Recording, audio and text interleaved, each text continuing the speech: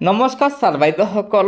অসমত পুৰণি পেঞ্চন পুনৰ প্ৰৱৰ্তন সন্দৰ্ভত সদৌ অসম চৰকাৰী NPS কৰ্মচাৰী সংস্থাই আজি কেইবাটাও গুৰুত্বপূৰ্ণ খবৰ দিছে।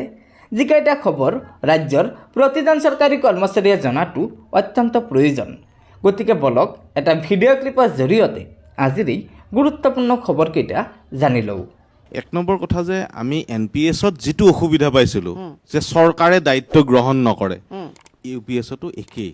যদি দায়িত্ব গ্ৰহণ নকৰে, যদিহে এইটো বজাৰ ব্যৱস্থাৰ লগত সম্পূৰ্ণভাৱে লিংক থকা ব্যৱস্থা, এইটো নিশ্চিত কোনো কালে হ'ব নোৱাৰে। এক নম্বৰ কথা।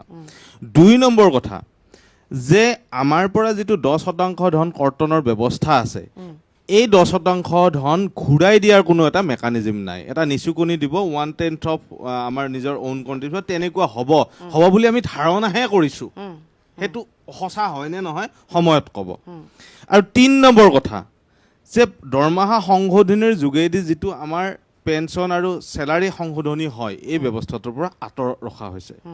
আন কেইটামানো অসুবিধা আছিলে, যোৱা সময়ছোৱাত আমি মাননীয় মুখ্যমন্ত্ৰী মহোদয়ৰ আলোচনা কৰাৰ পিছত কেইটামান বস্তু এড্ৰেছ হৈছে। সেইকাৰণে বহুত আমি আশাবাদী যে আমি কোৱা কথাটো হয়তো ইমান দিনে আমি বুজাব পৰা নাছিলোঁ কাৰণে অসম চৰকাৰে সেইটো ইমপ্লিমেণ্ট কৰিব পৰা নাছিলে।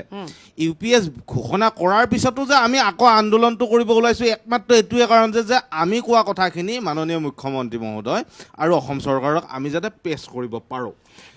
UPS যেতিয়া হ'ল তাৰপিছত আলোচনা হোৱা নাই। NPS যেতিয়া হৈ আছিলে তেতিয়া আমি আলোচনা কৰিছিলোঁ। যেতিয়া NPS সৰ্বভাৰতীয় পৰ্যায়ত, আমি বেছি দিন হোৱা নাই অসমত, আজি কেইদিনমান আগতে অক্টোবৰৰ আপোনাৰ 6 তাৰিখে আপোনাৰ এনাউন্স হৈছে ইয়াতে, 1 তাৰিখৰ পৰা কাৰ্যকৰী হোৱাকে 1 তাৰিখৰ, হয়তো ইফালো হ'ব ডেটটো তেনেকুৱা ধৰণৰ। কিন্তু কেন্দ্ৰীয় চৰকাৰে যোৱা বছৰে এইটো ইমপ্লিমেণ্ট কৰিছিলে, নটিফাই কৰিছে।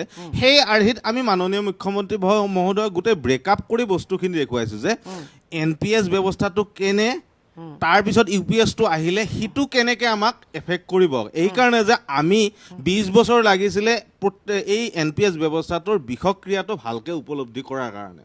এতিয়া আপুনি যিটো দ্বিতীয় কথাটো সুধিছে সেইটো কথালৈকে আহোঁ যে ৰাজনৈতিক ক্ষেত্ৰখনত আমি কেনেকুৱা। আমি আচলতে কৰ্মচাৰী সমাজ প্ৰত্যেকটো প্ৰান্তৰ পৰা, প্ৰত্যেকটো কেটেগৰীৰ পৰা অহা আমি ব্যক্তি। সেইকাৰণে অসমৰ প্ৰতিটো স্তৰৰ ব্যক্তিক আমি প্ৰতিনিধিত্ব কৰোঁ। কোনোবা অত্যন্ত ধনী ব্যক্তিৰো ল'ৰা ছোৱালী বা তেওঁলোকৰ পৰিয়ালৰ মানুহ কৰ্মচাৰী হিচাপে থাকে, অত্যন্ত দুখীয়া মানুহ কৰ্মচাৰী হিচাপে থাকে।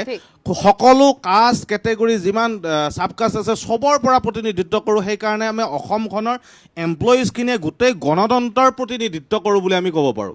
আমি যদিও দেখাত মাত্ৰ 5 লাখ ভোটাৰ বুলি আপুনি কয়, নহয় 5 লাখ ভোটাৰ নহয়, আমি 1 কোটি ভোটাৰক আমি মানে হেৰি কৰিব পাৰোঁ, মানে হয়, পৰিয়ালটো আছে, মোৰ ঘৰৰ চাৰাউণ্ডিং ফেমিলিজ আছে, যিমানখিনি মোৰ ডিপেণ্ডেণ্ট আছে। আৰু আমি প্ৰত্যেকে একোজন, আমাক চৰকাৰে বহুত ক্ষেত্ৰত কেতিয়াবা আমাক অলপমান সন্মান হানি কৰে কিছুমান ব্যক্তিয়ে, চৰকাৰে নকৰে নে কিছুমান ব্যক্তিয়ে কৰে, যে কৰ্মচাৰী হিচাপে আমি বেনিফিচিয়াৰী টাইপৰ আমি বিহেভ কৰে, যিটো ক্ষেত্ৰত আমাৰ গাত লাগে। কিন্তু কথাটো হৈছে কৰ্মচাৰী বেনিফিচিয়াৰী নহয়, কৰ্মচাৰীসকলৰ যোগ্যতাৰ ভিত্তিত আজি এজন টিচাৰ আছে, আজি এজন এমপ্লয়িজ আছে, IAS অফিচাৰ আছে, ACS অফিচাৰ, এটা দীঘলীয়া পৰ্যায়ৰ প্ৰস্তুতিৰ পিছত কৰ্মচাৰী হিচাপে আহে, বিষয়া হিচাপে আহে, শিক্ষক হিচাপে আহে। আৰু তেওঁলোকৰ দায়িত্ব আৰু তেওঁলোকৰ টাৰ্গেট মানে এইম অফ লাইফটো হৈছে এই ব্যৱস্থাটোক মই উত্তৰিত কৰা। তাৰপিছত যেতিয়া বেনিফিচিয়াৰী হিচাপত আমাক ট্ৰিট কৰে নহয়, আমাৰ গাত লাগে। সেইকাৰণে এতিয়া প্ৰথম চৰকাৰী চাকৰি হিচাপে অহাৰ লগে লগে চিভিল ছাৰ্ভিচ কণ্ডাক্ট ৰুল, আৰু আপোনাক মই কওঁ যে চিভিল ছাৰ্ভিচ কণ্ডাক্ট ৰুলৰ কাৰণে এটা সময়ত চৰণ ডেকা আৰু বহুত কেইজনৰ চাকৰি যাওঁ অৱস্থা হৈছিলে 83 চনৰ আন্দোলনৰ কৰাৰ কাৰণে। দিলীপ চক্ৰৱৰ্তী ইয়াতে গুলীবিদ্ধ হৈছিলে, মৃত্যু হৈছিলে দিলীপ চক্ৰৱৰ্তী অসম সচিবালয়ৰ সন্মুখত সেই সময়ত। গতিকে এই কৰ্মচাৰী হিচাপে আমাৰ সীমাবদ্ধতা আছে, লগতে আমাৰ দায়বদ্ধতা আছে। এইকাৰণে যে মই আন্দোলনে কৰি থাকিম, মোৰ যদি নিজৰ কথাই চিন্তা কৰোঁ, মোৰ সমাজখনৰ কথা কেতিয়া চিন্তা কৰিম। সেইকাৰণে এতিয়া ধৰক আপোনালোকে দেখিছে যে এজন টিচাৰ হয়, তেওঁ বিন্দাছ বৰ আৰামত আছে। আপোনালোকে টিচাৰসকলৰ ওচৰত সুধিব যে তেওঁলোক কেনেকুৱা এটা ব্যৱস্থাত এই মুহূৰ্তত আছে। এজন মানে কি এছিষ্টেণ্ট হিচাপে আপোনালোকে বহুতে ভাবে যে তেওঁলোকে বিন্দাছ দৰমহা পাইছে, ঘৰত আহিছে গৈছে। তেওঁ যিসকল ব্যক্তি ভিতৰত সোমাইছে তেওঁলোকে, আৰু কি হয় আমি ক'ব নোৱাৰোঁ, উকমুকাই থাকোঁ। আৰু এতিয়াতো যোৱা 10 বছৰত এনেকুৱা এটা প্ৰশাসনিক ব্যৱস্থা হৈছে হৈছে যে আমাক আচলতে IS SC অফিচাৰে কণ্ট্ৰল নকৰে, এই নেতা পালি নেতাখিনিহে কণ্ট্ৰল কৰে। কাৰোবাৰ এটা আপোনাৰ ট্ৰেন্সফাৰ হ'ব, আপুনি চাব কাৰ হ'ব জানে, যোগ্যজনৰ নহয়, কোনোবা এজনে ৰিকমেণ্ড কৰি দিয়াৰ পিছত আৰু সেইজনত যদি নকৰে, 4জন লিডাৰ আহি পেলাই তাতে ধমকি দি যাব, আপোনাৰ গাত হাত দি যাব। আপোনালোকে দেখিছে যোৱা সময়ছোৱাত আমাৰ বহুত এমপ্লয়ী ছুইচাইড কৰিব লগা হৈছে। ACS অফিচাৰে কি কয় আপোনাৰ কি কয় এডিশ্যনেল ডিষ্ট্ৰিক্ট কমিশ্যনাৰ পৰ্যায়ত ছুইচাইড কৰিবলগীয়া হৈছে, ইঞ্জিনিয়াৰ ছুইচাইড কেনেকৈ কৰে, যে আমি উপায় নাই কাৰণে কেতিয়াবা আমি থাকোঁ। কিন্তু কথাটো কি হৈছে, সেইটোৰ ক্ষেত্ৰত আমি দায়বদ্ধতাও আছে। যেনেকৈ আপোনাৰ ফ'ৰ্চত, যেতিয়া ফ'ৰ্চত বা পুলিচত কি হয়, লিডাৰজনে যিটো কয় নহয়, নামানো বুলি ক'লে গুলিয়াবও পাৰে, তেনেকুৱা এটা পৰ্যায় আমাৰো এই মুহূৰ্তত সেই পৰ্যায় আছে। এতিয়া মূল কথাটোলৈকে আকৌ সময় যে ইলেকশ্যন হিচাপে আমি নাগৰিক হিচাপে আমি 5 লাখ 6 লাখ আছোঁ, আমাৰ ঘৰৰ পৰিয়াল লগ হৈ আমি 1 কোটি মানুহক প্ৰতিনিধিত্ব কৰোঁ বুলি মই 100% ক'ব পাৰোঁ। আৰু এই মুহূৰ্তত এই 3-4 লাখৰ ভোটৰ যদি অংক কৰি তেওঁলোকে ভাবিছে যে আমি বাচি যাম, নহয়, এইবাৰ কিন্তু খেলা হ'ব।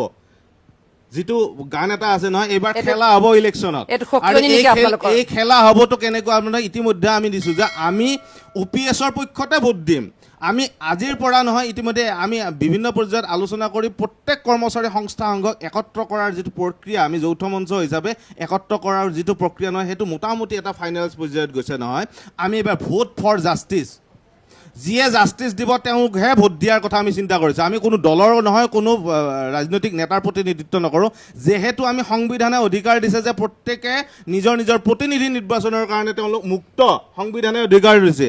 আৰু সেইকাৰণে আমি আমাৰ MLA সকলক, আমাৰ MP সকলক যেতিয়া মানে আমি নিৰ্বাচন কৰিম নহয়, আমি অসমৰ কৰ্মচাৰীসকলে এইবাৰ গুৰুত্বপূৰ্ণ ভূমিকা গ্ৰহণ কৰিম। আৰু সেই গুৰুত্বপূৰ্ণ ভূমিকা অনাগত সময়ত আপোনালোকে স্পষ্ট হয়। নিচুকনি বঁটা মাজে মাজে আপুনি যিটো ক'লে যে পিতৃ মাতৃক চোৱাৰ কাৰণে 4 দিন 2 দিন ছুটি দিয়ে, আৰু সেইদিনা দুৰ্ভাগ্যবশতঃ মোৰ এইটোৱে দুখ লাগে যে সেইদিনা অসম চৰকাৰে কেনেকৈ বুজি পালে যে সেই 4 দিনতে মোৰ মা দেউতাৰ প্ৰয়োজন হ'ব মোৰ কাৰণে। বৰ আচৰিত ধৰণৰ কথা নাই, মোৰ মা দেউতাৰ বেমাৰ কিন্তু সেই 4 দিনতে হ'ব লাগে বুলি চৰকাৰীভাৱে তেওঁলোকে একটা সিদ্ধান্ত গ্ৰহণ কৰিছে। বৰ দুখ লগা কথা, কাৰণ যেতিয়া দৰকাৰ হয়তো মই যাবই লাগিব। এনেকুৱা ধৰণৰ বাকী মানে কি বিশেষ আমাৰ বেনিফিচিয়াৰী বুলি ক'ব খোজে, আমাৰ অসম চৰকাৰে মাজে মাজে ওলাই যে আমিও বেনিফিচিয়াৰী, একচুৱেলি আমি বেনিফিচিয়াৰী নহয়, আমি ঘৰৰ সদস্য।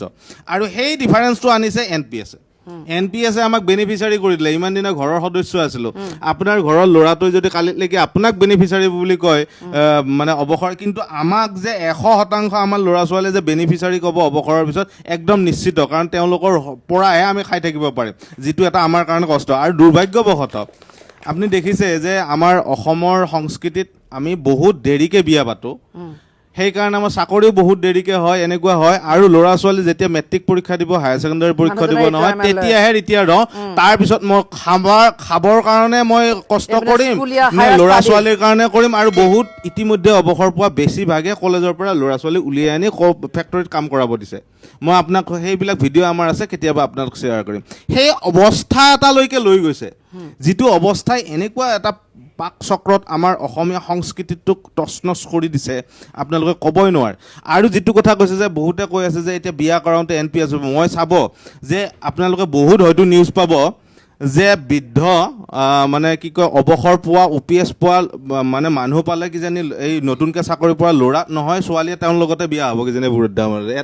গতিকে ছাৰ বাইদেউসকল, এয়া নিশ্চয় সদৌ অসম চৰকাৰী NPS কৰ্মচাৰী সংস্থাই ৰাজ্যৰ চৰকাৰী কৰ্মচাৰীসকলৰ বাবে আজি কেইবাটাও গুৰুত্বপূৰ্ণ খবৰ দিছে। গতিকে লগৰ বন্ধুবৰ্গক এই ভিডিঅ'টো শ্বেয়াৰ কৰি আজিৰ এই গুৰুত্বপূৰ্ণ খবৰকেইটা জনাই দিব। আৰু নতুনকৈ অহা ছাৰ বাইদেউসকলে পৰৱৰ্তী সময়ত ৰাজ্যিক কৰ্মচাৰীসকলৰ বিভিন্ন খবৰসমূহ সম্পূৰ্ণ শুদ্ধ তথ্যৰ ওপৰত পোনপ্ৰথমে পাবলৈ অনুগ্ৰহ কৰি আমাৰ এই চেনেলটো ছাবস্ক্ৰাইব কৰি ল'ব। গতিকে আজিৰ ভিডিঅ'টো ইয়াতে সমাপ্ত কৰিলোঁ। ধন্যবাদ। জয় আই অসম।